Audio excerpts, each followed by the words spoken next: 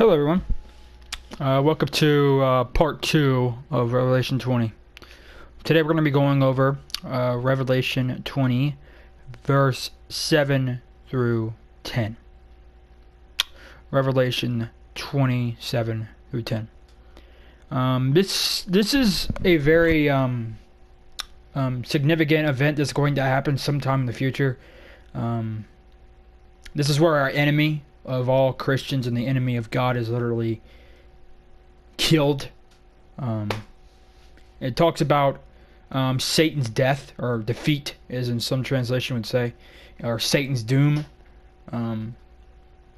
Because it's like I said, this is a very real thing that is really special and really significant for Christians. So yes, I'm going to read Revelation 7 through 10. When the 1,000 years are completed, Satan will be released from his prison and will come out to deceive the nations which are in four corners of the earth, Gog and Magog, to gather them together for the war. The number of them is like the sand of the seashore. And they came up on the broad plain of the earth and surrounded the camp of the saints and the beloved city, and fire came down from heaven and devoured them.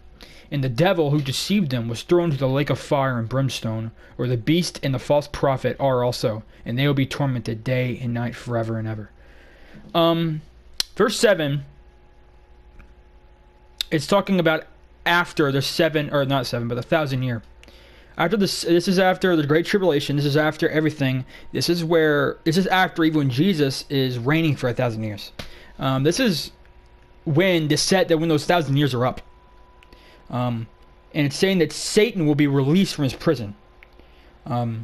So it's basically saying, they're starting off, now Satan is being released from this abyss, or this prison. Remember, this is not hell. This is not the lake of fire. That happens in verse 10. Alright? So let's keep going. Let's read verse 8. And will come down out to deceive the nation which are in four corners of the earth, Gog and Magog, to gather them together for the war. The number of them is like the sand of the seashore. So we see here also, now Satan has been released from this abyss. Now he's going out. Now he's literally going out to find an army that's going to be bigger than the sand of the seashore. And I don't want you to have this.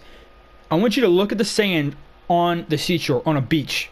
That's how big his army is going to be. It's going to be huge. It's going to be billions upon billions upon billions upon billions of soldiers. Because that's where it says right here. It says to gather them together for the war. The war is the battle of Armageddon. Okay? And like I said, there's trillions of them. There's trillions. It's the biggest army that we're ever going to see ever. And now look right here. It says right here. I want you to look right after it says to gather them together for the war. The number of them is like the sand of the sea. Oh, sorry. The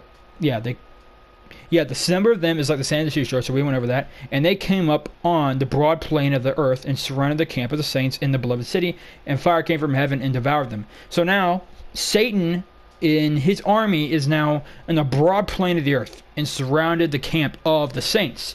The saints are obviously Christians and the beloved city.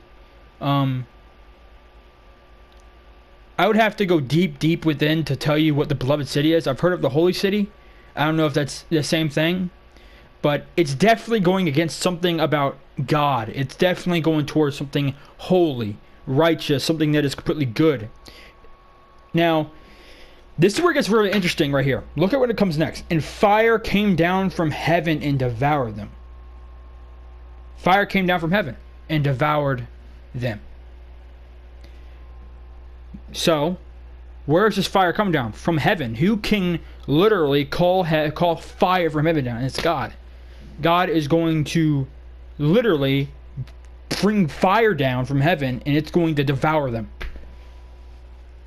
Now, at this point, Satan's defeated. At this point, Satan has already lost. Now God just has to throw him into the lake of fire, which is hell. Now, I want you to know this, is that verse 10 is the complete defeat of Satan once and for all. Satan can knock it out. He's dead. He's basically going to be tormented day and night forever and ever in hell, along with the dead, which is going to be our next session. And session 3, we're going to be talking about the judgment, the great white throne of judgment, which is the complete judgment seat of unbelievers and all those who are not saved and those who are not written in the Lamb's book of life. But that was read verse 10. And the devil who deceived them was thrown into the lake of fire and brimstone, or the beast and the false prophet are also, and they will be tormented day and night forever and ever. I want you to understand this. And the devil who deceived them was thrown into the lake of fire and brimstone. The lake of fire and brimstone is just another way of saying hell. Where the beast and the false prophet. The beast is another word for the Antichrist. It's the Antichrist is in Revelation 13 if you want to go check them out. The false prophet's in there too. And the beast is called the beast, and then there's the second beast. But right here it's being more literal. And they'll be tormented day and night forever and ever. Okay? So this right here is just telling you, it's telling you the defeat of Satan, how it's going to go. Satan is going to be cast into abyss. Jesus is going to reign 1,000 years. And after those 1,000 years, Satan is going to get out of that prison. God's going to let him in that prison. And what's going to happen after that is that he's going to get out of there. He's going to make a big army. It's going to be, I mean, the number of them is like the sand in the seashore, as it says in the scripture. Okay? It's big. It's big. Okay? And now, then he's going to go around the holy city, or the beloved city, around the saints, the camp of the saints in the beloved city. Then God's going to send fire down from heaven, and it's going to devour them. And the devil, who is Satan, who deceived them, will be thrown into the lake of fire, which is hell. And then where the beast, the false prophet are also, and they'll be tormented forever, eternally tormented, along with the dead. That's in our next session. So this is basically what it means, and it's good to look forward to this, because this is going towards the new earth and the new heaven that is in verse 21.